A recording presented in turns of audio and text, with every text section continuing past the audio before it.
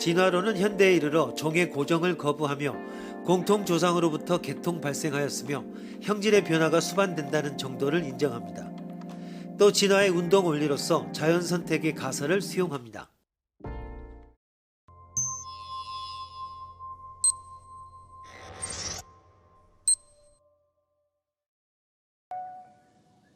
소박한 페미니스트의 대표적인 논의로 다음과 같은 것이 있다. 남자와 여자의 차이는 아이를 낳는가 낳지 않는가의 차이와 근력의 차이에 지나지 않는다. 사람들이 말하는 다른 많은 차이, 남녀의 공격성이나 상냥함에 있어서의 차이, 수학적 능력의 차이, 그 외의 여러 가지 능력이나 경향의 차이는 교육 환경 등의 사회제도로 만들어진 차이다. 따라서 남자에게는 자연스러운 강간 충동이 있다든가 여자는 가정을 지키는 본능이 있다든가 라고 결정해버리는 성행동이나 역할의 성차를 용인해서는 안 된다. 또 동성애자의 권리 주장의 논의로서 다음과 같은 것이 있다. 적어도 남성 동성애는 동성애 유전자라고 해야 할 원인이 있는 것을 알게 되었다. X염 색체의 말단 근처 XQ28로 불리는 영역에 동성애자가 고확률로 공유하는 5개의 마커가 발견되었다. 여성 동성애에도 같은 유전자가 관련되고 있을 거라고 추측할 수 있다. 즉 동성애는 스스로 선택한 성질은 아니었던 것이다. 따라서 동성애를 부도덕하다든가 타락했다든가 라고 비난하는 것은 잘못이다. 차별 반대론에서 자주 볼 수 있는 주장이다. 이를 평가해 보시오.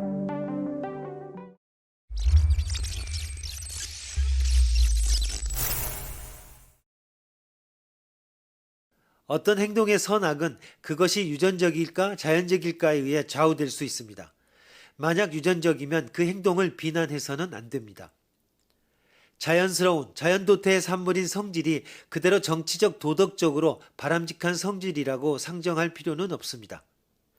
문제의 페미니스트의 생각은 남성의 강간은 자연스러운 충동일리가 없기 때문에 비난해야 된다.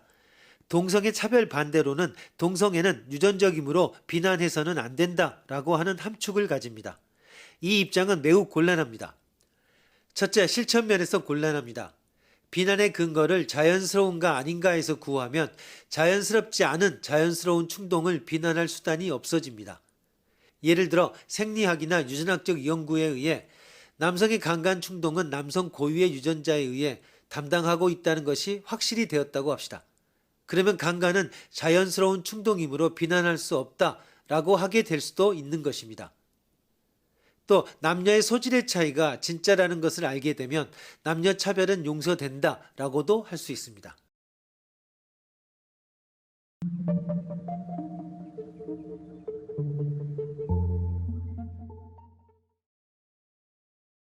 동성애에 대해서는 동성애 유전자의 발견은 잘못된 것이었다라고 말할 수도 있습니다. 그렇다면 동성애는 권리를 주장할 수 없게 되는 것일까? 또 동성애 유전자의 발견이 사실이라고 해도 동성애 유전자를 갖지 않는 사람이 스스로 동성애를 선택하는 경우 비난해도 좋은가라는 물음이 생깁니다. 오히려 유전적으로 결정되지 않는 행동에 대해서야말로 그것이 무해한 행동이면 개인의 자유를 허락하는 것이 인권사상의 기본입니다. 자연스러운지 아닌지를 선악의 기준으로 삼는 입장은 이와 같이 몹시 빈약합니다. 왜 빈약한가 하면 사실과 규범을 혼동하고 있기 때문입니다. 이것이 제2의 이론적인 결함입니다. 자연스럽기 때문에 악이 아니다. 유전적이기 때문에 선이다. 흰 것은 아름답다. 모난 것은 추하다. 성서에 따르는 것은 선이다 등등 색이나 형태 등 객관적인 성질에 의해 자동적으로 도덕적 미적 성질이 결정된다라고 하는 생각은 자연주의라고 부릅니다.